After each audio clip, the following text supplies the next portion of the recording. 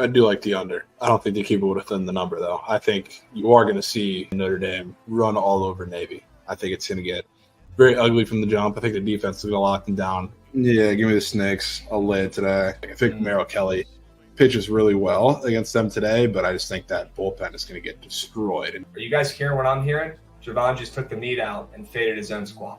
He's fading the Reds today. This is like Christmas. This is unbelievable. Chat, meat on tape tonight for the Commanders ML. I can't stress this enough. I will have a rack on them in the preseason. That's the most I'm going to put on a team in the preseason because it's preseason. But it's my favorite bet so far of the NFL year. If you're not taking it, I can't help you. Football is here, ladies and gents, and you can make some serious coins responsibly on the Commanders ML.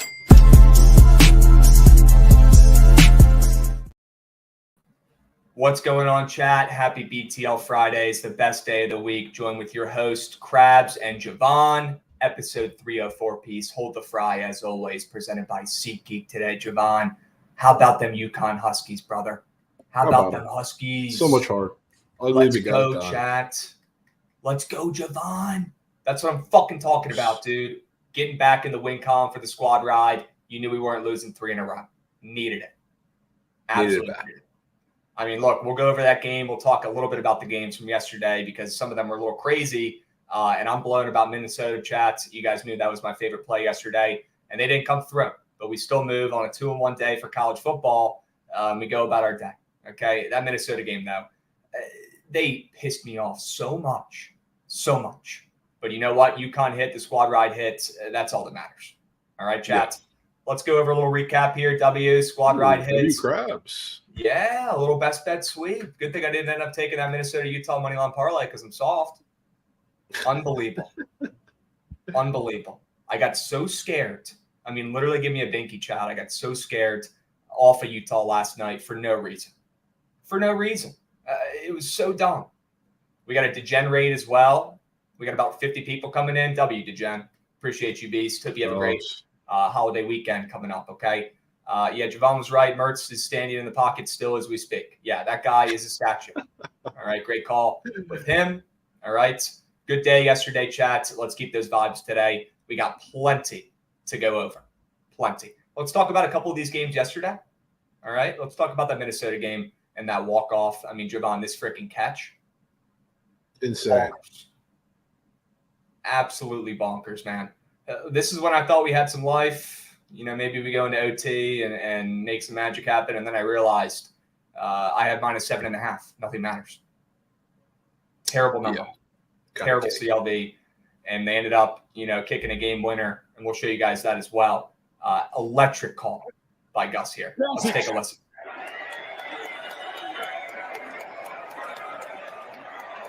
Clean snap, good hold, got it up, and it's good!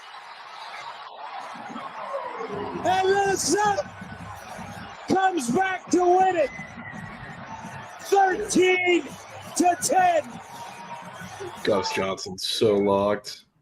Gus Johnson already in midseason form. We'll show you the kick again with no sound this time. That guy is so dialed. Do you think he just sits in his room and practices game outcomes in the off season to stay fresh? Because he sounds like he's already ready to fucking commentate the college football playoffs here, Javon. He's done. Yeah. There's only one guy who can make a game with Nebraska, Minnesota, where we saw 2 touchdowns total, super exciting at the end. And it's Gus Johnson. So he is locked. He is locked. Minnesota got it done. It was always Minnesota, Utah, moneyline parlay. Always. Unbelievable. We got Clam Mucker coming in. You know what he's doing. He's mucking Clam. He's sub-banging. Let's freaking go, dude. We got Garrett Lambert coming in with a sub-bang. We got a hype train started up, folks. Let's have a freaking day. Let's talk about Florida, Javon. We got to go over a couple more of these games from yesterday. How ratchet is this program from a scale of 1 to 10? I mean, they're horrendous. But, I thought we knew that coming in, which is why, you looked at the game and the line. Cam Rising was only worth, a point on the spread for a reason. This is the first time, I think what was the stat? First non-conference game outside the state of Florida for this program since 1991. And now they do it when they're at a significant talent disadvantage. I don't say there's no shot for something to happen at really any time we're talking about sports bets because anything could happen. But I said very clearly there was no shot they're going to win this game. And Utah, they just didn't even look that good. Obviously, they had their backup and third string in at a point, and this Florida, play calling terrible, offensive line terrible, Graham Mertz terrible, everything bad. Kent State also terrible. We'll get to that. Florida rat shit. They don't deserve any more of our time. And yes, I'm soft. Chat, roast me as much as you want. Literally give me a binky and a diaper. I am a baby for not taking Utah last night. That's on me. Got to trust Javon. Got to trust the Utes at home. We knew they were winning that fucking game, and I'm glad you cashed. W's. Let's go into the Uconn game, Javon. When I saw this clip, I thought we were cookies, but your boys came back. Well, luckily, this wasn't even a fumble, thankfully, or else it would have probably been cooked. But incomplete pass, that was horrendous. But it was just so ugly, man. I was like, this is the team with the squad ride. Oh. Yeah, well, it came through kind of just as we thought. I thought they were going to be pretty live to win the game, which they were until they gifted a NC State drive from the Uconn 30 to start because of 2 big personal fouls. But yeah, it was a low-scoring game, 2 touchdowns, a little too much. All they had to do was just scratch the surface. Yeah, and if they would have counted that as a turnover, it probably would have been over there. It probably would have been caked if NC State came out in the second half and pulled this shit off on the first drive. Yeah. Yeah, 100%. Yeah. 100%. It would have been cooked. It was ugly, but they did enough. So glad you to like see what it. You saw at Uconn, or are you just happy we snuck out of there with a win? A little bit of both. Honestly, I'm pretty underwhelmed by NC State, if anything. They had chance after chance to pull away in that game. Brendan Armstrong honestly looked pretty good. It was unstoppable. Yeah, definitely never call that play again. But for a team like NC State in the run game was doing really everything they could. And UConn's defense was just cloud coveraging everything. So in theory, they should have marched down the field just with the run game and scored almost every possession, but they didn't.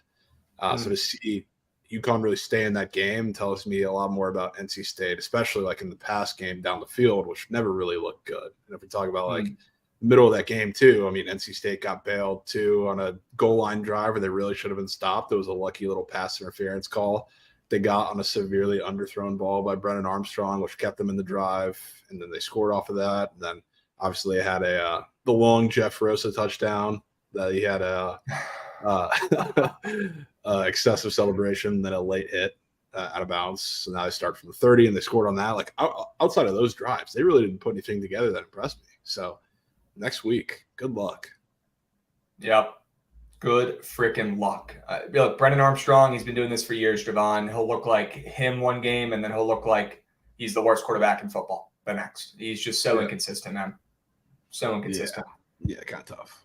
Yep. All right, let's go on to the UCF game, and then we're going to move on to some stuff for today. But how about RJ Harvey having an absolute day against this Swiss cheese Kent State defense? I mean, Kent State looked like they didn't even belong in this game. Yeah, I mean, they didn't. It's pretty easy to say. And I don't think they're going to look like it. I don't think this is just a massive mismatch here, which obviously it is. But Kent State's going to be a team to fade for the rest of the season. Their defense is absolutely horrendous. But UCF looks good. And they're like the one new entrant into the Big 12 that I actually have some hope of being competitive, because like I don't think BYU, Cincinnati, or Houston are going to do that. So interested to see how they play out this year. I love John Reese Plumlee. He was amazing last night. Should be against Kent State, but he's going to have a big season. Yeah, and we got Pax Picks coming in, giving out a sub bang to the community. Let's go, Pax Picks. Love where your head's at today, bro. Excuse me. Let's move on to talk about the ACC, Javon. You're talking about conference changes. New ACC, who this, bro? They got a bunch of new teams. SMU, Cal, and Stanford. I mean, we talked about this, I believe, on BTL a week or two ago about the ACC trying to poach some of these teams, especially Cal and Stanford, who are two of Notre Dame's rivals, because they're trying to get them officially in the ACC. Any chance you think that happens? I don't know. I feel like Notre Dame was to get in there, they would have tried a long time ago. Because, I mean, the thing is, they're kind of like Texas and Oklahoma, I guess more like Texas, in that they're so tied to everything that they generate revenue with just by themselves that they don't want to let go of it. So I don't know. It's tough, especially like when you have, I don't know if you saw this that just popped up recently, but they're talking about some like travel challenges, which are pretty obvious. So you're talking about like Cal and Stanford in the ACC, but like they were talking about using Dallas as like a midpoint for baseball, I guess is the example they were talking about. So like that's never going to happen, and that's a logistical nightmare. But the fact that's even being brought up as like a necessity, like I don't think Notre Dame's going to even want to be a part of that. That's kind of weird. I don't know. That's weird, especially like SMU doesn't have a baseball team, so they're just talking about a complete neutral site, which is crazy. And look, I understand these conferences, besides the SEC and probably the Big Ten are bugging right now, trying to get, seeing all these super conferences being built. And the ACC, they have to do what they have to do. They got to bring in some teams. They got to adjust. But what doesn't make sense to me and what keeps bugging me, and maybe I just shouldn't give a shit about it, but it's the Atlantic Coast Conference. It's supposed to be, an East Coast conference. That's why it started. That's where the history, the rivalry is rooted in. And I know if you really go back and look at the history of all these conferences, all the teams in them are probably different teams that were in them originally. So I shouldn't even really give a hoot. But it's like you're bringing in Cal, you're bringing in Stanford, you're bringing in a Texas team to the ACC. It just doesn't feel right. It just feels weird. You know what it also screws over too? Like I don't know off the top of my head, like if anybody better was a possibility, but with UNC probably on their way out too, what's Duke going to do when you talk about basketball? When you're adding SMU, Cal, and Stanford, and now, they can play a good non-conference schedule, but where are they going to play in conference now? That's, if anything, with everybody leaving the ACC, they're not bringing anybody back in. It's going to make Duke want to stay. So they're probably on their way out too now, which is going to be tough. Look, you mess with college football, okay. You know what? I can suck it up and deal with it. But you mess with my college basketball, Javon, that's when we have problems. If we don't have Duke and UNC in the ACC, it already hurt my heart as a Maryland guy seeing Maryland leave that conference. And that's, a blip on the radar compared to what it would be if UNC or Duke left the conference. It breaks my heart. It breaks my heart hearing that. It really does. That is bullshit. Do not mess with college basketball. I know that's like the last sport that really hasn't been tampered with as much, and I know it's coming. Chat, enjoy college basketball while you can. We don't know how many years they're going to keep the tournament the same. We don't know how many years we're going to get Duke versus UNC in the ACC anymore. And that goes for a lot of conferences and a lot of teams who have historic rivalries. Shit's done. And maybe we just have to make an adjustment and realize that, yes, I understand, chat. It's a business. I get it. And there is so much coin involved in these college athletes, everyday life with sports and how much money they're bringing in. It takes precedence. Yeah, in the ACC All Coast Conference, I fucking bet. Like, are they going to change the name? The whole thing just makes me sick. It makes me sick. It really does. It sucks. Yeah. Shout out Texas and Oklahoma starting it all. Yeah, well, now that you said that, I honestly don't really fuck with those two schools anymore. No, yeah. It's all this little, I guess not little, but massive little domino stretch here is all because of the Longhorn Network, pretty much. You can simplify it. Don't worry, K-Sav. We're going to get to that game before it starts. We got you. And one more thing about this. So they needed, I guess, 3 of the teams or less to say no to them bringing in these 3 new teams for it to get vetoed. They initially had 4 big schools saying no, which is why this didn't go through. And it was UNC, NC State, Clemson, and Florida State. But one of those schools caved. One of those schools said, I'm going to flip my vote. I'm going to vote yes. And now we're seeing this go into effect. But I'll tell you right now, Javon, or you know what? You tell me what you said to me earlier when we talked about this. Oh, I'd be willing to bet it's NC State. I can tell you it's definitely not Florida State or Clemson on their way out, flipping their votes. And then UNC, it's probably going to have a domino effect on them too, with them most likely on their way out after this. So there's only one team that's kind of left in the limbo of it all. It's got to be NC State. Yep. Those sons of guns. Damn wolf pack turning on us, man. It is what it is. Nothing we can do, chat. Just got to adjust and not care so much about the history of the sports, I guess. Feels like I got stabbed in the heart. Yeah, they saw them not cover against Uconn yesterday, and they said, screw it. Bring somebody else in here. Unbelievable. Fuck Brennan Armstrong, man. Unbelievable. All right, chat, we move. We're going to talk about some MLB today. Why is Boston College in the ACC still? Okay, I mean, they're going to be in the ACC. They should be. Keep. Yeah. They might suck, but keep. Yeah. All right. Chat, we're going to do some MLB here. We got a game starting up soon. We need to get to it. But first, I want you guys to make sure you've joined the Survivor Pool. It takes 3 seconds. It's free. You can win Super Bowl tickets. We're all going to be in it, sweating it out all season. If you haven't done a Survivor Pool, it's probably the most simple, least time-consuming, and for this case, free sweat that you get for an NFL season. It is so electric. I'll be honest with you. Besides just betting on games in NFL, Survivor Pool is probably second for me for just coolest, sports, non just betting on lines event. Survivor Pools are electric. They're electric. They're fucking awesome. I've been doing them for like 4 years. They're absolutely elite. Chat, the link is right here. It's free. Take 3 seconds. Go sign up for it, especially if you think you're sharper than me, which you're not. All right? I'll see you in the challenge, boys. I'll see you in the pool. Okay? Let's talk some MLBs. Javon, we got a Cubs and Reds game starting up. Give me the Meek Lube report. What do we got? It's hard. It's hard to give a report on this game because this is the first game we're going to see, Harrison Bader in the lineup, Hunter Renfroe in the lineup. And not just that, but like they're facing a lefty, so they're that much more important. Plus you have kind of the anchors that have been bogging them down a while, not playing in that lineup today against lefties. So it's kind of big. But I do like Jordan Wicks quite a bit. I mean, I watched him in college absolutely dice up the entire Big 12 for years. He's come up through the minors and come up now in the majors and looked really, really good. So I don't love taking a spot in this game. I think it's still probably the Cubs early, and then we get a Reds Game 2 win later today. But it's really hard to figure out how this new lineup is going to play. I'm kind of excited to figure it out. You got Bader leading off, I saw, which is huge. And yeah, bring out the Elmer's glue maybe a little later. Maybe for Game 2, Elmer's glue? Yeah, maybe for Game 2. I want to see what the plan is pitching-wise. I think Ben Lively's going to pitch for the Reds, and then you're going to have pretty much a bullpen game for the Cubs, which could be the great equalizer to the Reds bullpen that's already horrendous as is. So maybe target them there, but I do want to see how a lot of comes up. This is like, I want to see something in this game to give me a little bit of hope. All right. That's fair. Yeah, this Wicks kid has looked pretty good in a limited sample. I think Ashcraft pitches well today, too. I know it's in the Great American Small Park, but total's down from, 10 to 9.5. Looking like the juice is loose on the under as well, so we might see this close at 9. Give me the under. It's square. Both teams have hit the under in, I think, 4 of their last 5 games and at least their last 3 games in a row each. It's been under central, but to be honest with you, in a park like this, I think we're getting a little bit of value on this total. I don't think it's going to matter. I'll risk, betting against the hitter-friendly conditions to back these 2 arms who I still think are undervalued. Give me the under in that game. Yeah, that's fair. Anytime I'm taking it under in the Reds game, or I guess the Cubs are included in that too, it's first 5.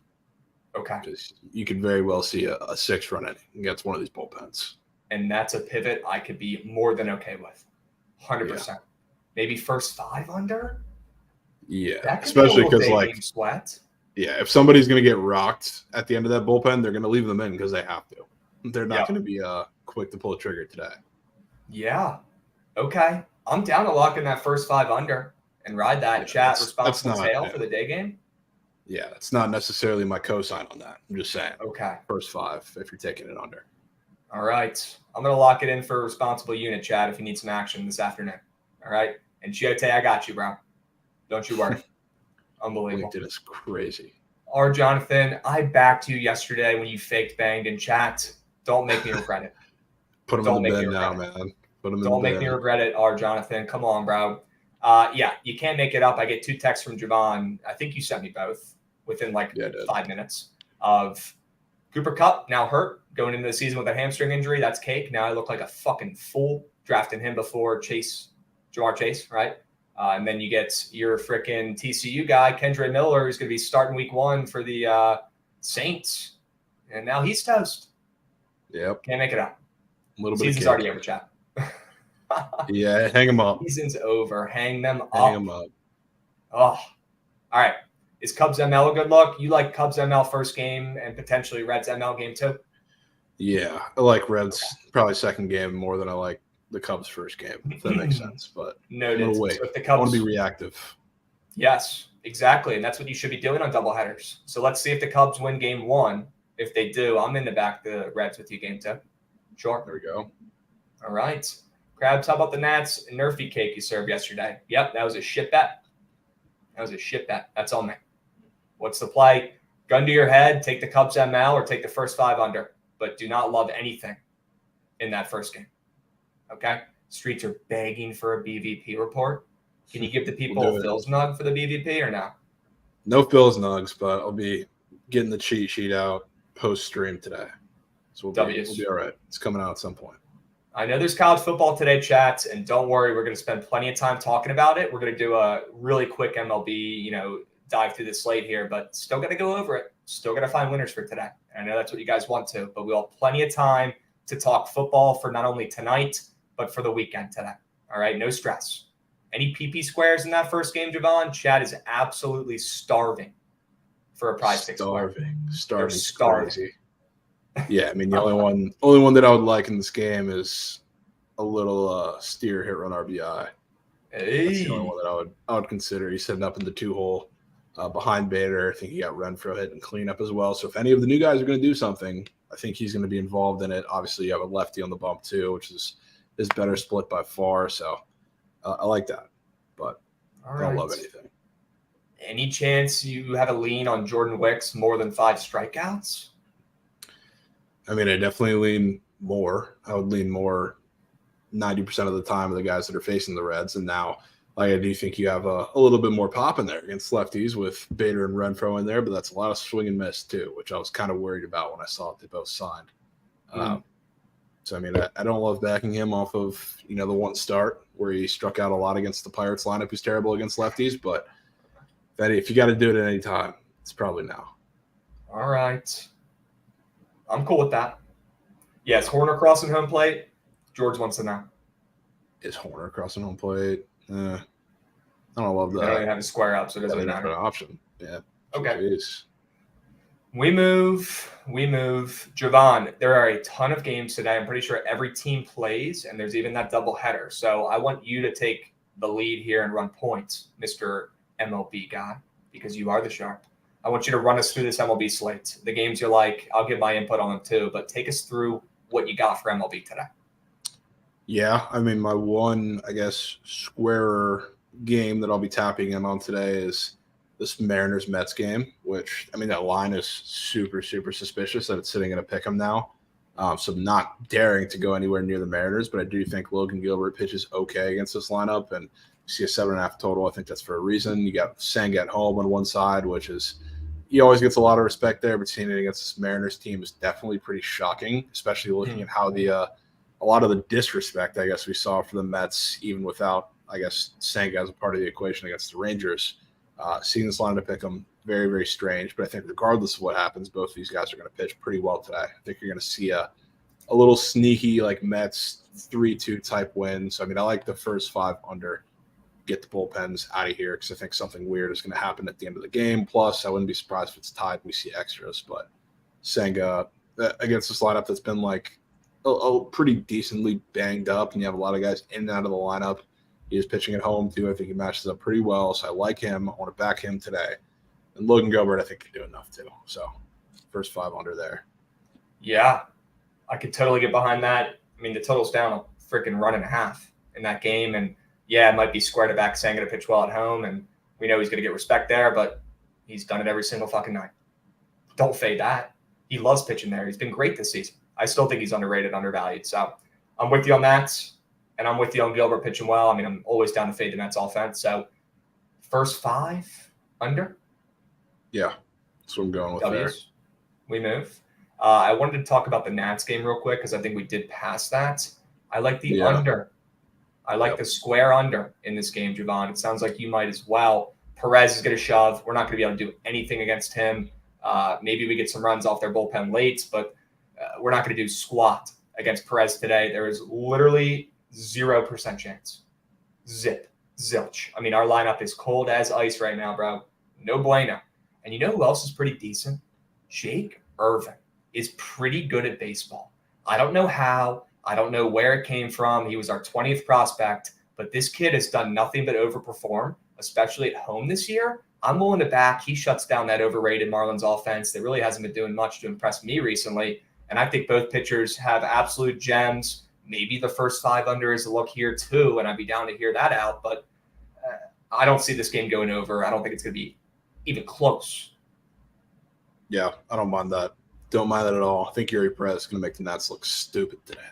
So we'll hope that he can come out there. But, yeah, as long as you get a decent performance from the bullpens, they don't completely blow up. I still like the under full game. I don't mind that. Okay. Is that a Cal Quantrill start I'm seeing in front of me, Javon, against your Rays? Wow. Yeah. Good luck to him today.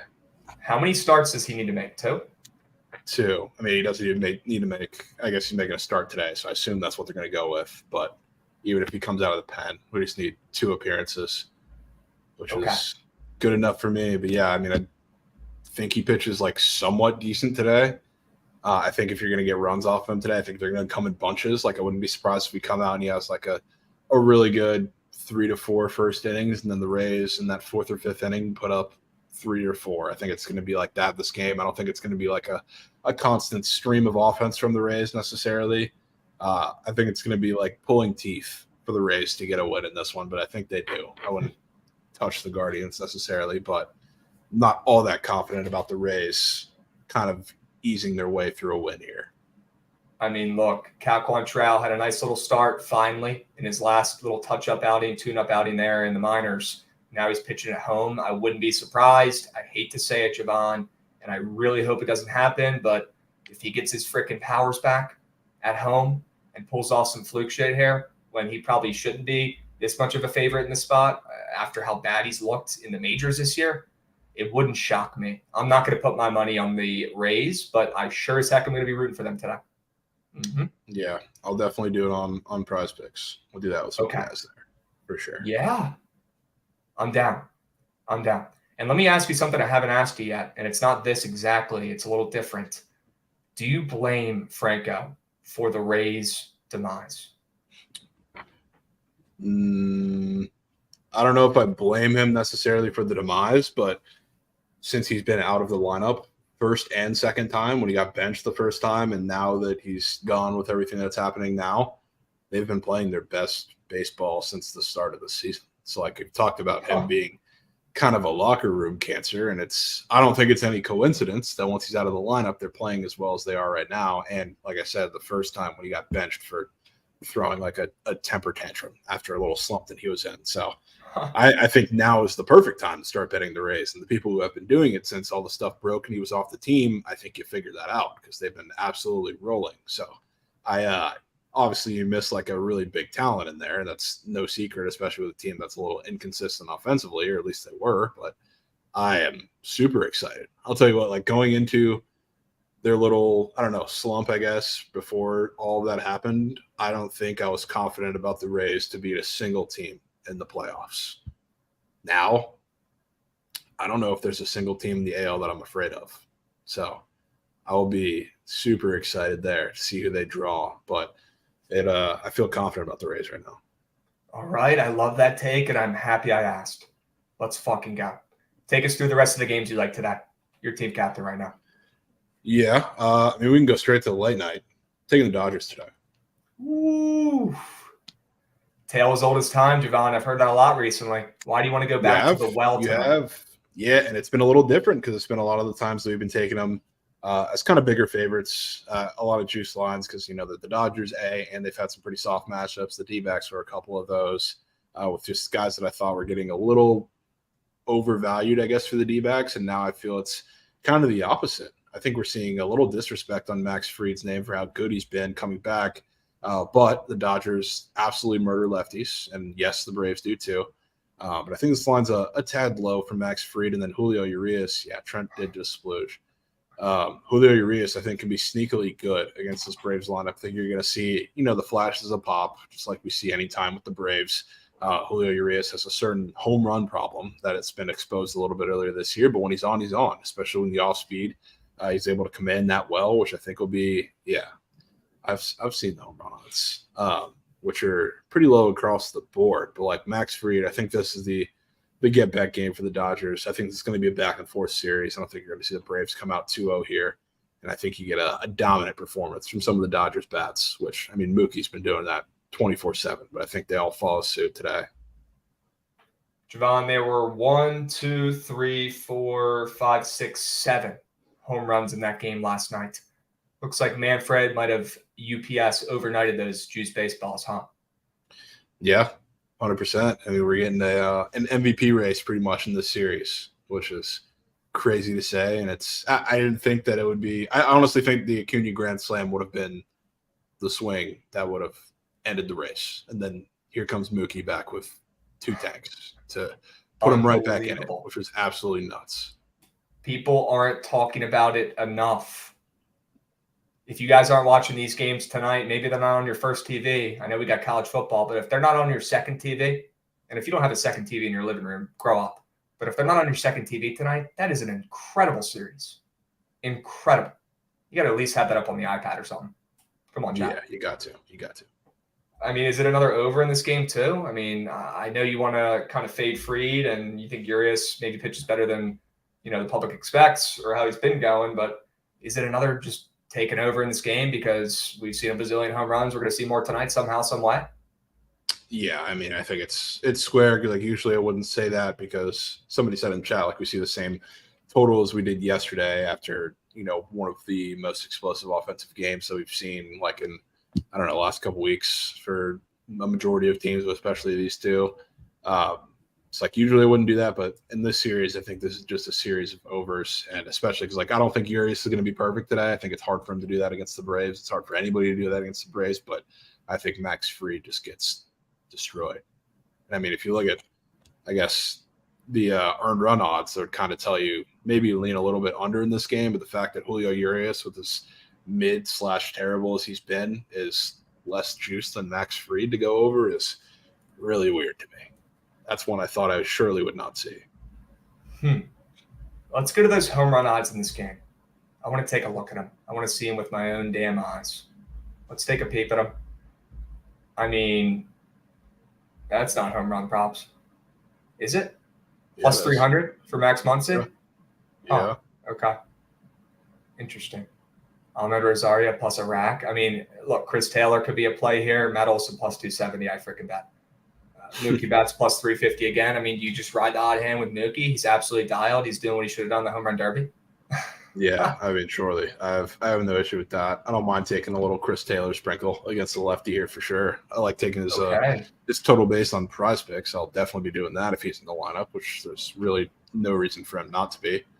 But yeah, I think with the continuity, I guess, that I see with the home run odds across the board, like, yeah, a couple of the Braves are first, but a lot of the Dodgers are right behind them. There's a big discrepancy in like home run per 9 for both of these pitchers. Like Max Fried, he's given up a couple, I think 3 in his last 2 starts, but really a majority of the season, he's not a guy that gets bit by the long ball whatsoever. And Urias, even against like the shittiest teams in the league and the worst offenses, he's good up tanks to everybody. So the fact that we're seeing odds pretty similar across the board between the two teams, and I already think the Dodgers are going to be live here against Fried, I think we're going to get some tanks early and often off of Max Fried.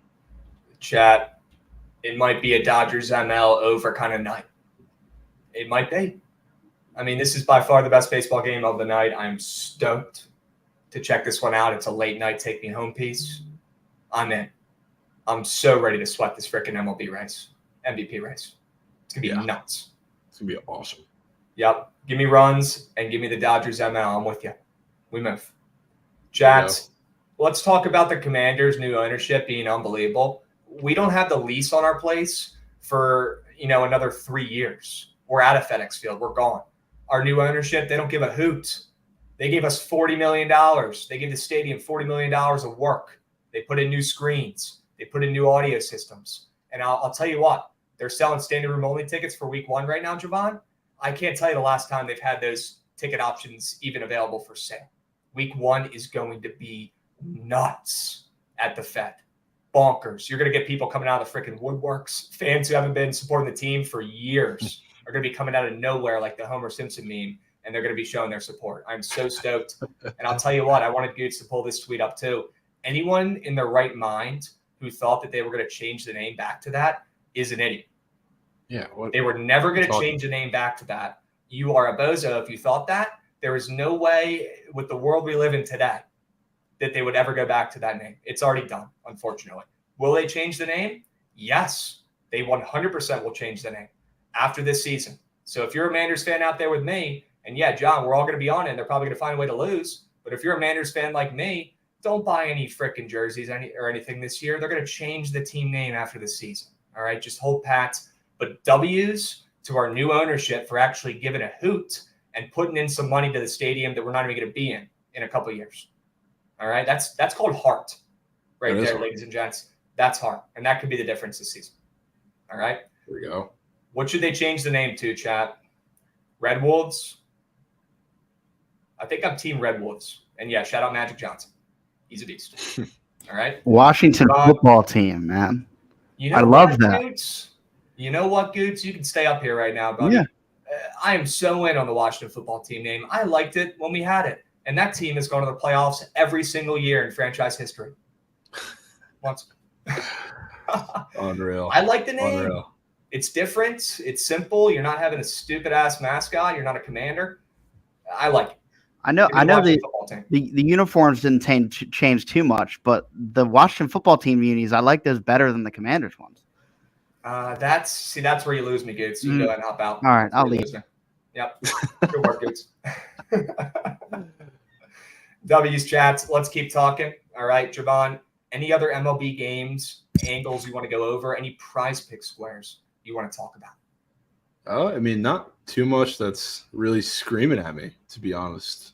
I mean, we've been pretty locked into the football for the night and the weekend, but it's also like, I don't know, it's tough. We're talking about the PP board today. There's a lot that's up there. It's kind of overwhelming. I mean, I did briefly mention the Rays game, which I think regardless of what happens, we're going to get some prop hits from the Rays side of things. I love Josh Lowe hit run on RBI up there. I think he has a massive day against Cal Quantrill. It's like a perfect matchup for him. Ooh. A guy that's not going to overpower him. Breaking ball has been subpar, which is why he's getting destroyed. So he's going to have to work a lot of fastball. Love that today. And Yandy, I think you can square up with him too. I think he's going to have a really big day. So those are my two guys for the Rays.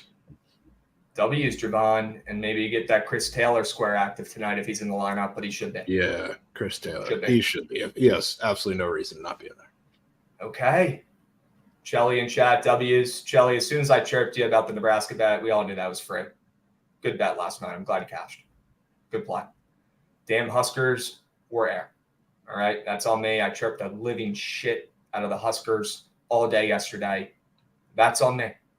Gambling God's always listening, chat. Got to remember that. All right, Javon, you want to talk about some Friday Night Football? Let's do it. You ready?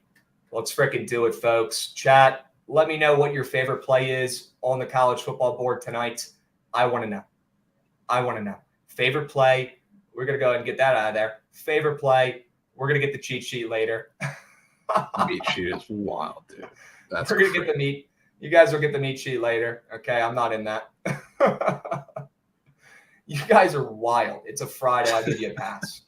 It's a Friday. You guys are in a goofy mood. It's a holiday weekend. I'll give you a pass, but we do got to be better. Okay? So much better. The first couple comments I saw were Hawaii. That's starting to sketch me out, but I do like the Rainbow Warriors today. Dude. Rafi, grow up. We got to be so much better. Grow up. Literally so much better. Fuck Hawaii? Oh, no. I guess everybody likes Hawaii, though, besides our guy, Doodle Knight. Okay. Let's talk about these games. I don't really have anything in, Howard and Eastern Michigan, Javon, but look at that Central Michigan spread down to 13.5. How about that? Yeah. It's interesting. It's a big sign of respect. I'm assuming you're fading the Spartans today? Yeah. And I mean, a lot of people are, but a lot of people are taking every dog on the board today. So some of them are going to hit. I think this is my favorite one out of them. Central Michigan, I love what they have with Bert Emanuel and a lot of the guys that are returning on both sides of the ball there. And like I talked about when fading Michigan State, this secondary is horrendous. It's going to be one of the worst units in the Big Ten, which is why I was high on fading them. And the only way that Central Michigan really stays in the game with this offense with explosive plays. And I think you're going to have that opportunity, especially when you have a subpar Michigan State offensive line or defensive line too. So they're not really going to challenge one of the weaknesses of Central Michigan. So I think it's kind of similar to how I felt about Uconn yesterday. I mean, we see a 45 total. It's pretty low. We have Michigan State with a subpar offense. So I don't think it's going to take much for Central Michigan to stay in this game. I think it's going to be a couple of scores, and then they're in it. Michigan State, first game without Peyton Thorne at the helm now going into this season. I think there's going to be a lot to figure out for them. So I'm not really thrilled of what we're going to see from Mel Tucker's guys today. I think it's going to take a lot to kind of settle into the game, and Bert Emanuel's going to make this interesting. People sleep on how bad of a hire that's been at Michigan State. Nobody talks about it enough. Yeah, that's one of the worst hires in college football in recent history. I mean, they gave that guy freaking LeBron James money to come in here and try to bring that program back to life, and he's only made it worse. Yeah, pretty much. Brutal. Give me Central Michigan in a little rivalry game. These teams play a good amount. I think they play every season. I'm pretty sure they do. At least they have been recently. Give me the Central Michigan. Give me the points. That line is moving down. Michigan State, we've talked about it with our futures, Javon. This is a team we have circled to be fading this season. I'm in. Yeah. Let's talk about Miami versus Miami. Go ahead. Yeah, who's the real one? What's up? I said, yeah, who's the real one after talking all the shit Miami, Ohio is? Yeah. Miami, Ohio's talking a lot of shit right now? Is that what you're saying? Yeah. Yeah, they've been talking a lot last week or so. Players? Yeah. What are they saying? They're saying they're the real Miami. Wow. On social media and shit, you've seen players tweeting out stuff? Oh, no. Yeah, it's a big thing. Look, I'll tell you what. I mean, they have all the reason to be talking like that. I'll be honest with you, with how pitiful Miami has been overall. But I feel like nobody on earth wants to put their money on Miami, Florida, laying 16.5 points in this spot. Who the heck is betting that after how much of a joke that school's been and their football program's been over the years? Yeah. Do we have to go back to them? I know you're thinking about it. Yeah, the only thing that keeps me away from it is Tyler Van Dyke's like a little injured. So I don't really know if he's at full strength yet because he's been kind of in and out of camp. So if he has to miss a little bit of game time, I don't know if he's going to come out looking horrendous either. It's kind of a tough situation. Like I certainly think Miami, Ohio is talented enough to stay in this game, but with everything going on with Van Dyke and a lot of the moving pieces in that offense, I don't know if I can get there with Miami. I think it's just going to be another gross one. Like I said, like everybody's taking every dog on the board today for the most part. And this is another very popular one. So I don't know if I'm going to fade it necessarily, but I don't know if I can get to the counter. Okay.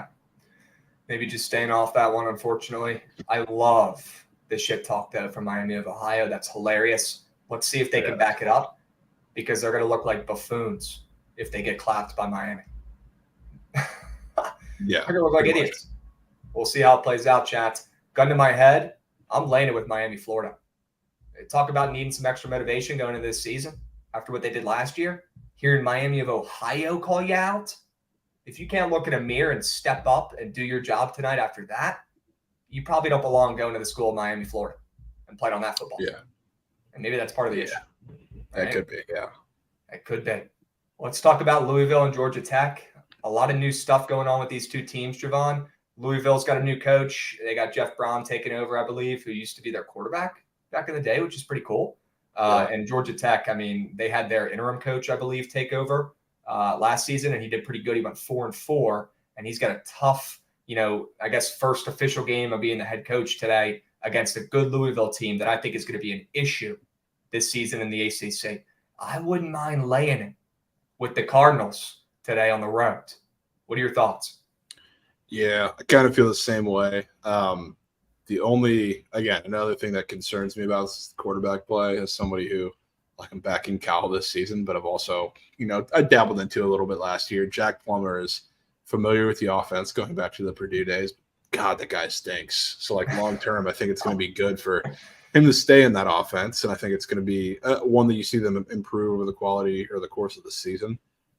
Today could be the day. I mean, a big reason why I think a lot of us like Louisville this season, like, yeah, we think they're going to be much improved, but they also have a dog shit schedule. And like Georgia Tech, I guess, is a part of that. I don't think they're going to be very good this season either. And it could come out that you see them blitz them early and often. So, I mean, gun to my head, I'm definitely laying it with Louisville here, but with caution. What are your thoughts on this Haynes King kid who's about to be starting? I think he transferred from A&M. Yeah, I mean, he's atrocious too. This is like a game of quarterback transfers that really should have probably transferred to NAIA teams, to be honest with you. So we'll see. We'll see how it really pans out here. Okay. What about the under? I don't know if I love the under. I mean, it's probably a little higher than I expected total-wise for, again, these two offenses. And I look at the quarterback situations, both new ones and ones that I don't really have much hope for week one, but I mean, the total up at nearly 50 when you see a lot of these totals for these games a little lower today outside of the couple that we see below here keeps me off of it for sure. Okay. All right. And we could go over some prize pick squares for these games after we finish, but anything in Missouri State, Kansas, I think I'm good on that one, bro. I might lay it with Kansas. Really? To be honest with you. I was kind of waiting for this line to drop and it's been moving up super, super fast. But like Missouri State, again, one of the things that they really struggle with is explosive plays, especially against the run. And that's the one thing Kansas does well. And I think you're getting a couple points on this line because, Kansas ML safe play piece. I think you're getting a couple points on this line because Jalen Daniels is kind of in a similar situation to Tyler Van Dyke. There's like injury concerns and is he going to be full strength? I don't know. Is he going to be able to play the whole game? I don't know. But if he comes out of the game, like Jason Bean in that offense, I feel 100% confident in too. I mean, we saw last year in a couple of games where he had to come in. There is a reason why he's the backup. He's no Jalen Daniels, but against Missouri State, when all you really have to do is hand the ball off / make easy throws over the top to their super weak secondary when you need to, like, I don't think this is going to be even relatively close. I think Kansas puts up 50 and wins this game easily. Damn. Look at this. His book's got 31. Kansas minus 31. So if that's the case, maybe lock this in now, chat. Yeah, do that. Okay. And yeah, I was literally looking at the depth chart when he started talking about him. If they got Bean to back up, and yeah, you're right, he's not anything special, but he filled in last year. He's got some experience under his belt.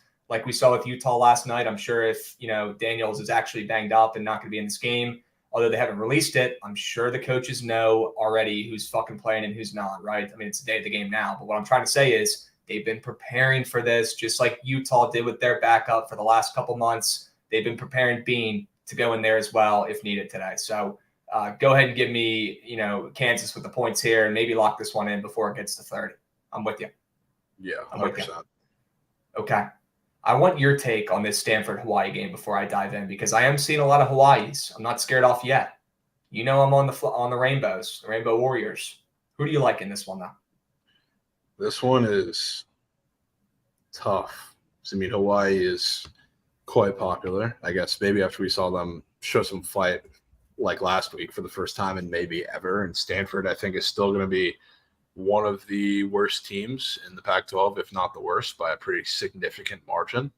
So I don't honestly know where I stand from this one. It's going to be a little tricky because this is probably, again, the dog that I don't want to die on the hill on with everybody here. But I really don't know. I think it's going to be a new offense for Stanford, which is going to take, a couple of weeks to really implement and be successful in, which I don't really think they're going to get to a point like that throughout the whole season. But against Hawaii, I mean, this is like an RPO style offense that I think could work. Yeah, 31.5 is crazy. Yeah, Goots, hit that refresh button, bro. I think it might have moved right in front of our freaking faces, dude. It might have moved right in front of our faces. Let's take a look, and there it is. Okay. Great. Jesus. Javon, we should have gotten that in. We should have sprinted to the book when we saw that. Okay. Probably should have done that. Yep. All right. That's okay, though. We don't have a chance to go back in time. Javon, I think Stanford is going to be so rat shit. I'd probably be taking any team they're playing against in week 1. I'll be honest with you. On the ML. I'm taking. I just want to fade Stanford. And we got a steer hit. Let's freaking go. Let's go, Javon. See him lock in. That's your guy, man. Got to respect it. Got to respect it. But, Chad, I think I'm just going to go ahead and take Hawaii on the ML. I just want to fade this Stanford program after Shaw left. Shaw did not do a great job over the years of trying to build this program up and keep their momentum going, hence why he's not there anymore. But he was a very good, highly regarded football coach for years at Stanford, and I think they're going to have one heck of a time with their new coach in his first game in a weird spot here against Hawaii. Weird spot. And that spread's been moving down. Ever since Hawaii showed heart last week, at the end of that game, that spread's been moving down from 7 to 3.5. So I'm willing to take the ML. I really don't even know if there's value on the +3 anymore. Give me the +124. Yeah, I think it's going to be all or nothing. I think if Stanford wins this game, you see it end up in between the number of the move here. So if you're taking Hawaii, I wouldn't mind just going straight for the ML. Just go straight for the jugular. I'm with you. Yeah. All right. You want to go over some prize pick squares for these games? You got anything in your back pocket? Yeah, it's not my favorite, I guess, prize pick slate, to be honest with you. They finally put up TCU squares. Peep that. But honestly, maybe we can go straight to the weekend and circle back to prize picks at the end. Sure. So, probably more there than anything. I'm in. Chad, you guys want to do a little weekend cheat sheet? Make sure we have time for that before we do the squad ride. Probably a good move. Before we do, though, let's give the people our favorite college football play for today as of right now. We got to leave the people with a little Phil's knock. What is your favorite play today, Javon, on the college football slate? So it's Central Michigan, but I'll tell you what, I'm still going back and forth between what I want to do with that Kansas line now, because it still might be Kansas. Yeah. Okay. So Kansas stock rising, but as of right now, I got to figure out how to play Kansas, looking at the team totals and everything with the line move. But yeah, still Central Michigan for me. Okay. Noted. My favorite play today, Chad, I'm going to trust my gut. I'm going to stick with it, and I'm going to go with Hawaii. Stanford is going to be embarrassingly bad this season, especially early on when they're trying to figure out how to rebuild and get this team moving and grooving. It's going to be ugly, and that's a tough spot in their first game with a new coach. After Hawaii did show some hard week 1, I'm willing to bet them. I'll put my money on. Give me the Rainbow Warriors on the ML. Keep the points. Don't need them. I bet. My guy, Dame Dunning. All right. W's, let's go over some freaking games for this weekend, chat. We did this a lot last year. A little weekend cheat sheet, craft sesh. Get you guys right for the college football weekend. And when NFL starts, you know we'll be doing it too. All right? The freaking BTL Fridays are the best days when football starts. I am stoked, chat. Let's freaking roll. All right? Javon, we got a couple cool segment ideas we're going to be doing for the weekend cheat sheets for college football. Chat, we got a couple categories. All right, and we'll get a graphic for next week. But right now, we're going to fill you guys in. We got a snooze fest, and that's obviously our favorite under of the weekend, Javon. We've got our favorite Mikey over of the weekend's favorite over in college football. Okay, keeping it simple. We got our favorite. How about that? A little play on words there. We're both laying it with teams I never thought we'd be taking, but we'll get to that when we get to it. I cannot believe we wrote those two bets down, but we will. Upset alert. We're going to go over our favorite upset of the weekend in college football. And, of course, saving the best for last, the meat on tape play. Our favorite play as of right now for the college football weekend. We're going to fill you guys in. All right?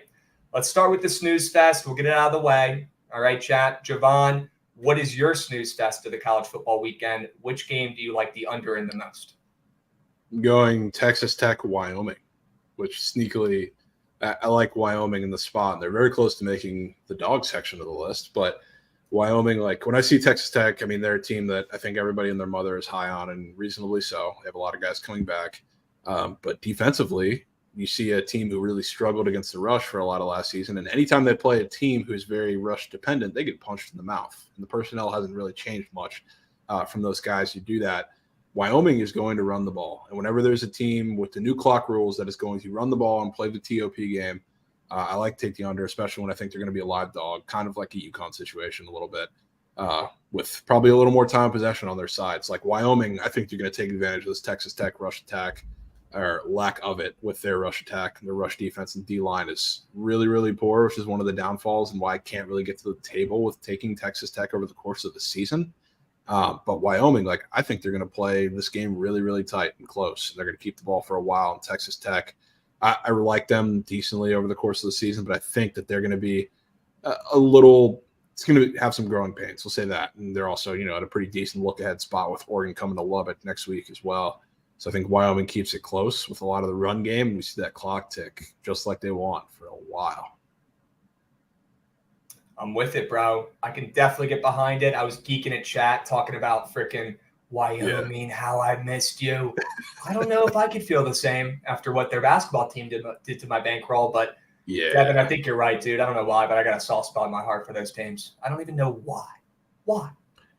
Yeah. I don't know. And I know we're going to see or have seen like a lot of moves down towards the under because of the clock rules and what we saw after week one. But this one coming down so far, like, particularly interested me because it's going to be a high tempo Texas Tech offense against a very slow paced Wyoming defense. So when we have, the 2 touchdowns that honestly I might lay for Wyoming, and you see kind of, at least from the look ahead line, a 6-point drop in the total, it's telling me somebody is going to control the tempo in this game. And I don't think it's going to be Texas Tech. And it helps too. This is the highest elevation, I believe, of any college football environment in the country, which Texas Tech is also kind of up there. But going on the road in Laramie is not an easy thing to do, especially when you're a high-tempo team.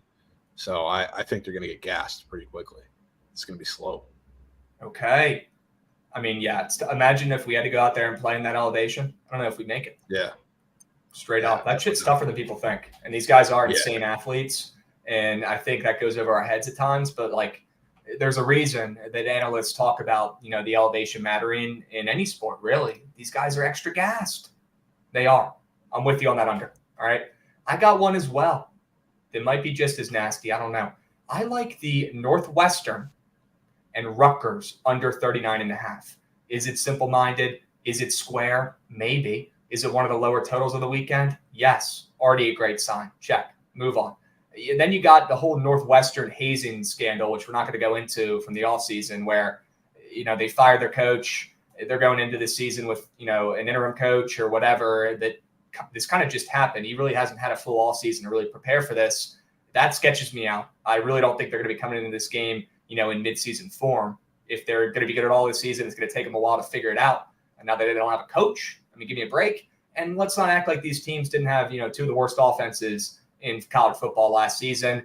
I really don't think we're going to see much change. Northwestern has got the, 2 quarterbacks rolling with this year, which, in my opinion, if you got 2 quarterbacks, you got 0 because you don't have a guy. So I think they're going to struggle. Give me the under in this game, 39.5. It's low for a reason. And with the new college football rules, with that clock running after first downs, we're going to see more unders early on. I don't care if anybody disagrees with that. We've been seeing unders already, and we've been seeing lower totals already. Give me the under 39.5. There we go. I like that. It's going to be a nasty game. It's a Sunday game, right? Early morning Sunday. Yeah. Lord. That is going to be a snooze fest. A perfect game. Sicko game. A perfect game to watch have a little Sunday nap going on because the score is going to be 3-0 at halftime. Remember that meme of Frank Beamer going like this when it's like Wake Forest and BT going into overtime 0-0? It's going to be like that. And people forget that actually happened. People forget. Yeah. That's horrendous. And that was not when Beamer was in the greatest state of mind at that point in his life. And it was kind of funny to see that. But, man, I miss that guy. What a goat. And we're going to talk about his protege, his kid, who's a great freaking coach, too, when we get to one of my upset alert plays. Little sneak tidbit there, chat. All right? There you go. Javon, let's go to the Mikey Over segment. Our favorite over of the college football weekend. Javon, what do you got? Yeah, another game that's probably going to be just as bad to watch as Northwestern Rutgers, but probably for different reasons. I went with Akron Temple. I think this is one that's going to be a shootout, which I like. I've looked at both of these teams, and I strongly considered investing in Akron, partially because, I got a little tip-off from somebody in my DMs who had a really good sell job. But this offense, like DJ Irons, if you don't know about him, probably should know about him. Really good dual-threat quarterback, absolutely electric. But you also have Lorenzo Lingard coming in from Florida, who I'm very familiar with, as well as he's a running back, and he's coming into a really deep running back room. And Temple had one of the worst rushing attacks or rushing defenses in college football history last year. They were historically bad. And again, I'm not leading into just deadly rushing attacks against bad rush defenses as much when we're talking about overs, but it's different when on the other side you have a really good offense as well. It's probably going to do it more through the air.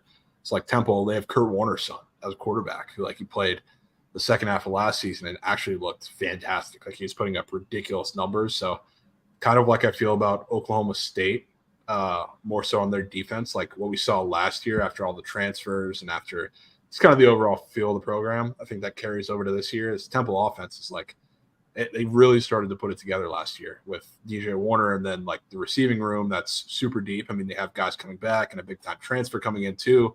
So I think they're going to be really good on offense this year. So this game, I think, has a potential to be like what we saw from the Georgia State game last night, which shout out Lauren, she was on that. I think this game soars. I wouldn't be surprised if we see 80 points in this one. An 80 piece? An 80 piece. Hold the fry? Hold it. Always hold it, chat. I can get behind that. That's a sell job and a half, Javon. The over in Akron and Temple. That is freaking nasty, dude.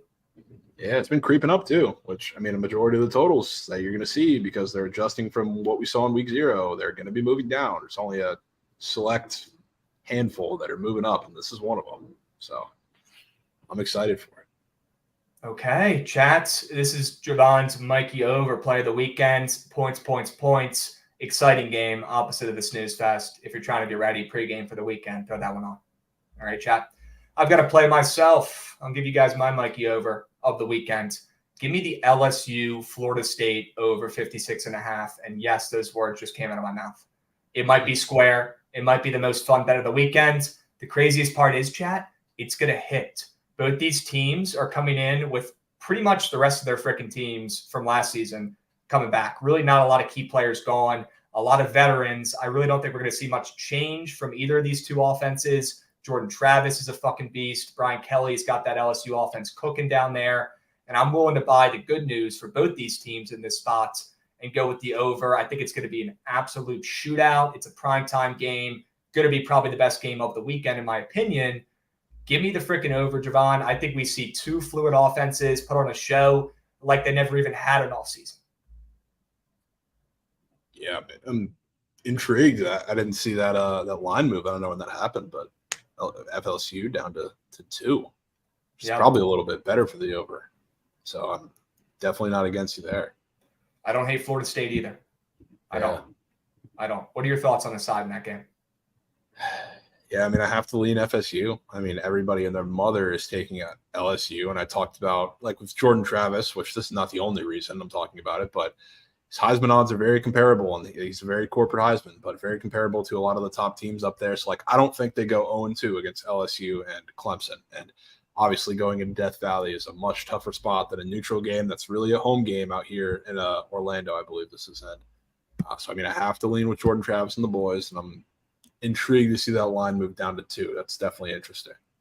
Yeah, I'm in. Give me the Seminoles. I believe in that team this season. I think they might even beat out Clemson for the ACC. That's a combo for another time. All right.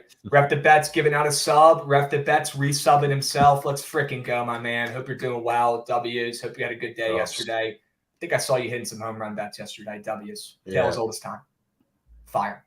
Did Jake Berger go yah-yah last night? He did.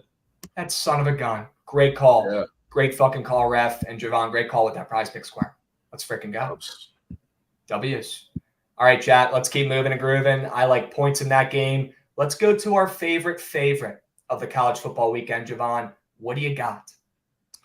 Yeah, so somebody said I was going to pick Cal, and honestly, I was very, very close. But I went with Oklahoma against Arkansas State, which I talked about this, and it's one of the reasons like I'm backing Dylan Gabriel, not because I think they're going to be like he's going to win the Heisman because he throws for 5 touchdowns against Arkansas State, but this offense is going to be a lot more explosive and show a lot more improvement from year 1 to year 2 than I think people are giving them credit for.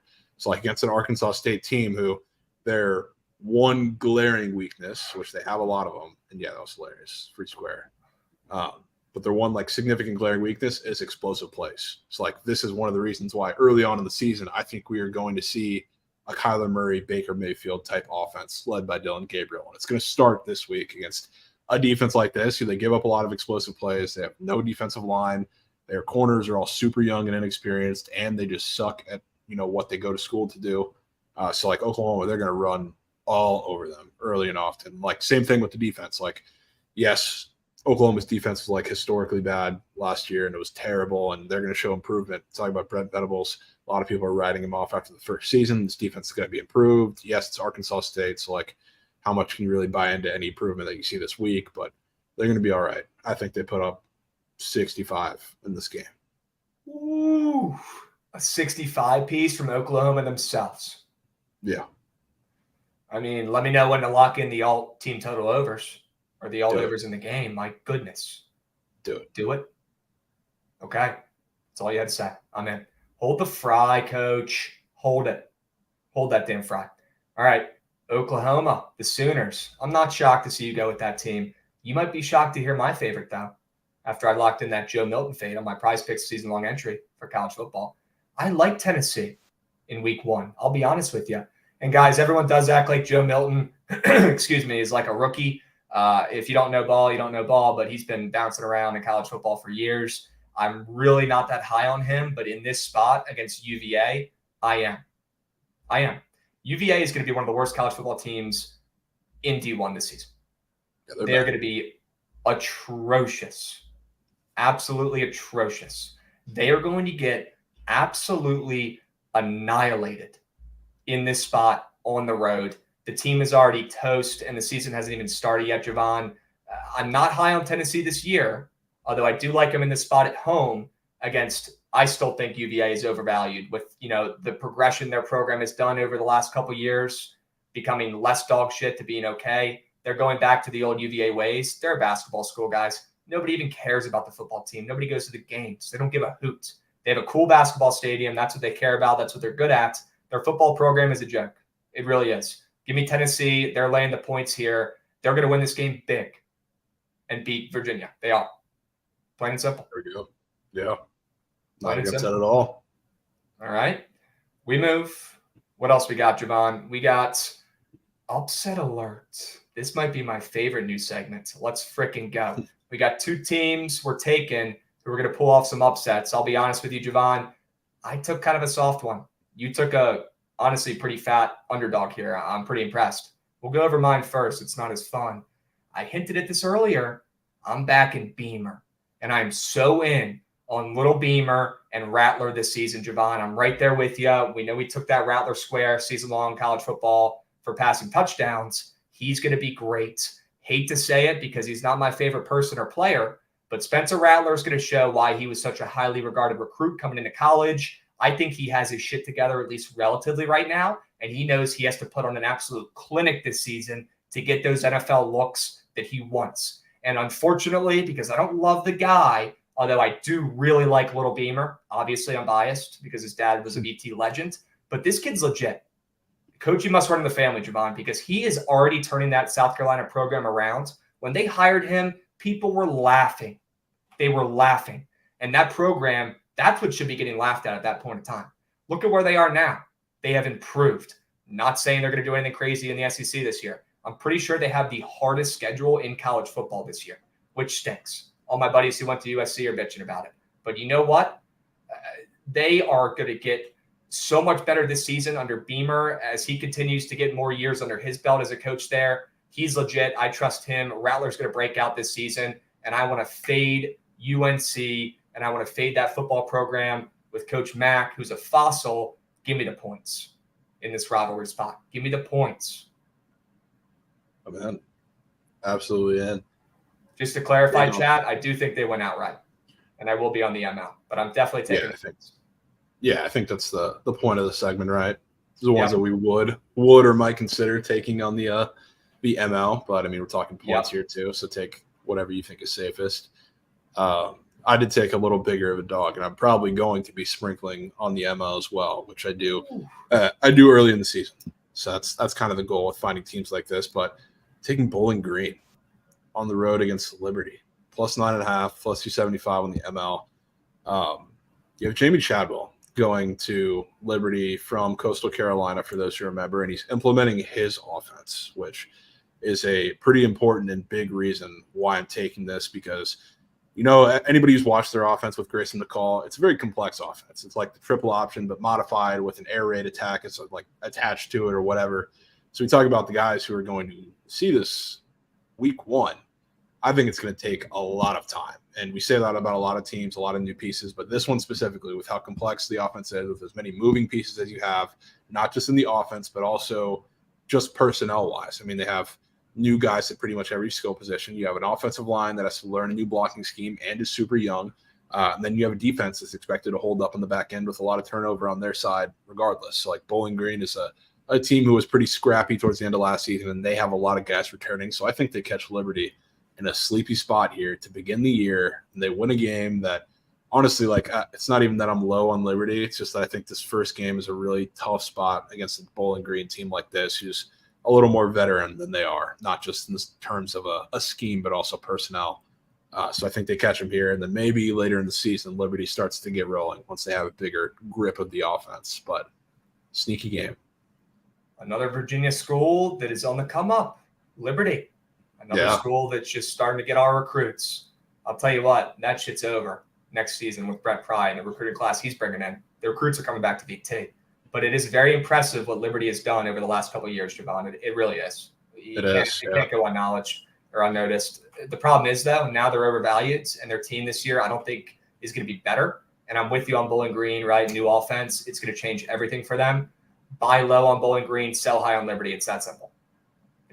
Honestly, I think you're getting a lot of Chadwell respect baked into this line, which is the reason why I'm taking it. And I wouldn't be surprised if we see a little inverse. They start off pretty slow because of that offense. It's really hard to get a grasp of, and you have a lot of new pieces in there. And then kind of later in the season, they kick it up, and you can start kind of buying low after the value drops on Liberty a little bit, as long as their quarterback situation kind of stabilizes itself, because that'll be pretty key. And that's kind of an issue going into the game too. So it's a big part of this. I think Bowling Green catches them. All right. You're going to sprink and dink on that plus 275 piece? Yes, I am. I'm in. Let's ride. All right. W's, let's go to the meat on tape segment here, Javon. Saving the best for last year. Our favorite college football play of the weekend. I'm stoked for this play. It's nasty. It's UTSA on the ML. fading Houston. Guys, simple-minded bettors, which is who I love to fade, are going to be in love with Houston, and they don't know squat about UTSA. But if you take the names off the front and back of these two teams' jerseys and just analyze the two teams, it's not even close. Give me Frank Harris. Give me UTSA. He's got one more year left in him. The dude's like 30 years old, but he's back. He's a beast. Houston's got a whole lot of shit to figure out this season. They have really taken a step back as a program. I'm out on them. Give me UTSA, the Roadrunners, Javon, to get this one done. The line flipped. I'm in love with the UTSA money line minus 125. I'm in love. Fading that uniform, man. It's crazy. Crazy. Is Houston wearing those baby blues? Yeah, they are. I like to play it. I'm screwing around. But yeah, it's fading those. You see those that Houston team come out in those unis, man. It's just gonna sink. Your stomach's gonna sink. God damn it. That's gonna be a Mikey Overs Megalodon. Well, he said he loved UTSA, so you couldn't even do it. It's the first time he said he's fading a uniform bet. My goodness. I feel like I have to take UTSA and ride that time. Yeah. Yeah, look at those puppies. Oh, my gosh. I'm fading that team. That's crazy. They're going to be on top of the world when they run out of that huddle. They're all going to think they're freaking Tom Brady. Yeah. Running out of the locker room. Incarnate. And the Oilers jerseys. Gosh. Crazy. Yeah, it's supposed to be like a Houston Oilers collab, like a kind of a throwback there. Okay. I mean, those are fresh. Those are insane. Those might be fresher than the Ole Miss baby blues, which you got to give credit. Those are the OGs. All right, we're not going to take any Ole Miss, powder baby blue slander in here. None. But these might be better. Are they though? These I feel like every baby blue uniform is derivative from the Oilers. Literally every single one. You think so? Yeah. All right. Well, then I'm in on these. These are the best baby blues I've seen. Fresh. Too far. My goodness. And we got Steer at the plate too. Chat, keep us updated. Let us know. All right, it's about that time. We're going to do the squad ride soon. But we cannot forget about Javon's Meat on Tape college football play of the weekend. What do you got? Yeah, I got a pretty gross one. I like Sam Houston plus 20 on the road in Provo. 19.5 now, which is huge. But that plus 20 on the road in Provo, this is their first FBS game. And against the spread, that usually goes pretty well. I mean, we saw that with Jacksonville State against UTEP, which is not one that I genuinely believed in. I thought the spread was weird, but I didn't have the nuts to go with UTEP or against UTEP in that game. But Sam Houston, they usually or basically used last year as a big training camp. They redshirted 15 guys. Part of them, like there were a couple that were injuries, but there were a couple that were also, they were just holding them out so they could all be saved for their first FBS season. So they've been preparing for this for a while. And like I said, BYU is a team that I feel like, especially in the Big 12, because their defense is terrible, but it's also a scheme that doesn't work in the Big 12. But what do I want with a team that's taking a massive step up in competition? I want them to go against a defense that is putrid at pretty much every level, and you're going to have a secondary that's very weak against a team that can exploit them in the air. So Sam Houston in this game, I think their defense is in plenty good shape to hold up. And I honestly think, too, Keaton Slovis, is not good. And we talk about somebody who's going to have a little trouble adjusting to everything going on with that offense. I think he's going to be one of them. So I think he's going to have a couple turnovers early in that game. And Sam Houston, again, really won't have to do all that much, I think, to stay in this game. But I think if this wasn't in Provo and this wasn't a crazy environment for them to be in their first FBS game, I think they'd be in line to win this game. I think they'd have a really good shot. And I think it's going to be pretty competitive down the stretch. I think, honestly, they lose by a touchdown in this game. I think it's going to be super close all the way throughout. But I'm taking that plus 20. And I'm assuming you're going to sprinkle at least some lunch money on the plus 900. Yeah, I mean, I have to. I don't think they're going to win in Provo. I think that's just it's tough. If it was not even if it was at home, if it was in any environment that's not as crazy as Provo and a home night game at BYU, I would feel a little more confident in it. I mean, it's still a plus 900, but yeah, if it was anywhere else, I would feel a little more confident. But I have to sprinkle. I really have to. They're coming after you. They know you. They know you faded their team this season. They're pissed. Yeah, I'm sure they are. Watch out. Okay. But yeah, these kids are about to be riled up and so freaking horny and have so much energy pent up from not being able to do anything fun. They're going to be so loud. They might break the sound barrier in that stadium. That does scare me a little bit. Thing is, they won't have anything to cheer about. I don't think so. They can be as loud as they want for a Sam Houston State surgical drive to lead off the game with a touchdown. Let's go. All right, Javon. They're not going to be soaking with any of their winnings. I'll tell you that much. Yeah, hope not. No chance. Maybe you take a little +10 alt line here for Sam Houston. Let's see if they even have the alt lines up yet. It might be too early. Let's do a little sneak peek and see if they got any alt lines here. Maybe like a little +10 action. I would love that. Might have to go up top, Goots, and go to game lines potentially here. Yeah, there you go. You can. Yeah. Let's see what we can get at. What number do you want? Sam Houston +10? Yeah, give me. I guess that's as far as you can go. 14 Oh, wow. and a half. I mean, give me the 2 touchdowns right there. But it's only +142. Yeah, it's kind of not the best value. I'd rather just Always take line the shop chat. Yeah, I'd rather just take the +20 and then take the ML. Yeah, maybe look on another book and see if they have, a +10 at an actual realistic value number. Okay. Yeah, that's kind of tough. 10 or 10.5? I mean, at that point, I'll just take 10.5. Yeah, that's what I thought. Okay. Yeah. Dude, I'm in on that too. I'm down to put a half U on that. And obviously tell your play of the weekend, Sam Houston for you +20. I'm in. Yeah. I'm in. Like it. Chat, remember these 2 plays this weekend when you're in Bookie Piss and you need winners. UTSA-ML, Sam Houston +20. All right, those are our 2 favorite college football plays of the weekend as of right now. All right, chat. Give me a 1B with the Akron over too. The only reason that's not in the conversation here is because I needed the over. That's my favorite by far. Okay. There we go. So that could be a big 3 right there. Maybe you throw that Akron over in there too. You roll with UTSA-ML, Sam Houston +20. You go 2-1. You go 3-0, and you go about your freaking day, folks. That sounds like a game plan I'm in for. Let's fucking go. Let's go, chat. We got a Matt Seaward sub bang 9 minutes ago. That's what I'm talking about, dude. 1 month. That's what I'm talking about. First sub for my guy, Matt Seawald. Thanks for giving us a shot, my man. Rep the bets, sub banging left and right. That's what I'm talking about. And we got an Ellie steal. Let's see that. We got an Ellie steal. Oh, Ellie doing tricks on it. Look at it. W's. All right, chat. It's about that freaking time, folks. We hit the squad ride last night. Uconn, W play Javon. Never in doubt. That was there. We're 120, 81, and 3. Chat, who's ready for a freaking squad ride today? Who's ready? And just so you guys know, before you start freaking out in chats, we will 100% have BTL cheat sheets out for the weekend. Zero stress. You guys know where to go. Make sure you go to the BTL Twitter, and we're going to post the freaking cheat sheets this weekend. No stress. We got you. We got you. All right? But for now, Javon, we got to find winners for today, man. Plain and simple. We do. Plain and simple. Let's start on the diamond.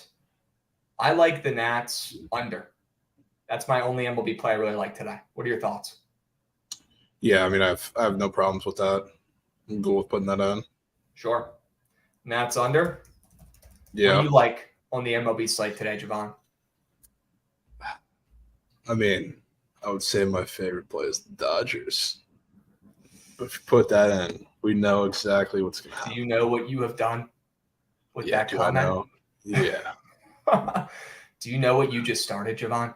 Yeah, I started something bad. No. Maybe because the Braves won't get as much love as they usually do. Maybe it's because that line's moving 20 cents towards Urias with how well Max Fried's been pitching. Yeah. You know what, Javon? Fuck it. I'm in. Dodgers. If the Dodgers is your favorite play today on the MLB slate, I'm in. Yeah, let's do it. Give me the Dodgers. Give me that. All right. LADML, Nats under. We want to try to do some college football and come back to baseball if we need it. Yeah, definitely throw some college football in there. 100%. And 100%. Here response. And literally 5 seconds. 3 seconds he's here. 5 seconds with the Doyers hat on. They should have won last night. It was fucking horse shit. Well, they didn't. Okay, move on. But you could bet him again tonight. You're welcome. Okay. That is a fresh hat, though. Absolutely sending it tonight. Yeah. Not a nearly as the same confidence as earlier this week, I assume. No, not as much. I mean, we're talking D-backs versus the Braves, but I don't know, though. This is a pretty nasty spot for the Dodgers. I think this might be my favorite Dodger spot for the week. What? That's fair. Yeah. Why? I mean, dude, the line's moving 20 cents towards Urias, who everyone thinks sucks now, but he hasn't really sucked that bad. He just has a little bit of a home run problem. And Max Fried's been like a Cy Young type pitcher recently. He's been dialed, and you're telling me that line's moving back 20 cents towards LA? Are you aware it's Shabbat Friday? No, what is that? Shabbat Fridays. Max Fried pitches on Shabbat Fridays. He's Cy Young. Oh, no. And Shelly- today's a Shabbat Friday. Yeah, today's Shabbat Friday. Well, I'm fading that narrative. Give me the I don't Dodgers. care what ML. Friday it is. It's freaking fade the Braves Friday is what it is today. All right. Yeah. Javon, let's get the squad ride going so we can chill and we can BS once we get it up, but let's get it going. You want to take Central Michigan? I feel like that's probably our favorite overall college football play today. Yeah, it is. CMU plus 13.5. Chat, get this one in responsibly while you can. That line is still moving and grooving. Still moving and grooving. It's moved down right before the squad ride, man. Yeah. It's tough. It's big. It is what it is, though. It's a good sign that line's moving. Little home run problem could turn into a big problem with team leading home runs. 100%. Then Atlanta should be minus 300 today, and they shouldn't even play the game. Yeah. Just cut it off immediately. Just don't play the game. Here's what they're going to do next year for MLB. They're just going to pick the teams who were good last year, and they're just going to have all those teams wins. Like do you guys realize how you sound when you say stuff like that? Have you not watched enough games to know that the reason we love sports so much is because it's unpredictable? Okay? Grow up. Hey, that fucking Kent State team total under saved the whales. Let's fucking go, Trent. I need another one like that. Save the whales. How many whales do we place? Fucking Minnesota, fucking Florida, fucking Dodgers, Padres. The fuck am I doing? Stop betting on that. Surely Mima hits 23 in a row. I fucking bet. Trent, stop betting on the Padres. Stop it. You're addicted. I was never going to do it until Chelyard. I still got 7.2. We're good. All right. And real quick, Trent, let's get the squad right up, and then we'll talk. Yeah, please, we'll talk. please. Two more plays, Javon. Do we want to go Kansas and Hawaii? Do you want to go Louisville and Kansas? I would love to put some Kansas in there, but it's like still moving. It's 32 now. Okay. Like I don't know how to play that. I mean, if you love to play that much, we could put it up there, and we could obviously tweet out the number once it settles in a couple minutes. Are you worried it's going to get too fat and you're not going to want to place it? I mean, it's already gone up at this point over a touchdown. It was 24. Okay. So, like, that's a large difference. If there's like a team total line, I would bring that up, but I don't see one, which is the issue. Why don't we take Hawaii ML, and why don't we take Louisville spread? Okay. Amen. Are you cool with that? Yeah. And I'm going to go ahead and remind chat that Central Michigan is our favorite college football play today. Yeah. Oh, it is plus 14 back now. Perfect. Central Michigan? Right on time. I see it. Yeah, it's kind of bouncing back and forth. But all right, chat. Try to get it in at 14. I'm gonna lock that in now. Make sure 5 plays, 5 winners. Nats under, Dodgers ML, Central Michigan plus 14, Louisville minus 7, and Hawaii ML. Chat. We're gonna get this poll right up now in the Twitch chat. Hurry up! Go go go go go! There it is. Get your votes in, chat. Hurry up. If you don't see the poll in your Twitch chat, hit the refresh button. It's in there, I promise. All right? It's a quick squad ride. You guys got 1 minute to vote. Un momento. Hurry up. Go, go, go, go, go. All right? Kansas. TT 45.5, 44.5. Yeah. That's probably how I'm going to play it. Okay. Noted. Let me know what you play, Matt. Okay? Yeah. Chat, we'll get you guys cheat sheets for the weekend plays. No stress. You guys know where to find them. All right. At BookItBTL on Twitter, on X, whatever you want to call it. You're going to get some green beans from us. All right. You're going to get some winners. Get those votes in, chat. Hurry up. You got about 10 seconds. Looks like the Chippewas are running away with it, Javon. Music to my ears. Yeah. Love it. Love it. All right, chat. You guys made your choice easily today. We're going Central Michigan plus 14 on the squad rides, 120, 81, and 3. I repeat, 120, 81, and 3, chat. Let's keep moving. Let's keep grooving. Javon's going to drop an MLB cheat sheet this afternoon. Check out his Twitter. Stay posted for that. And we'll catch you guys next week. Same time, same place. We'll be seeing, boys.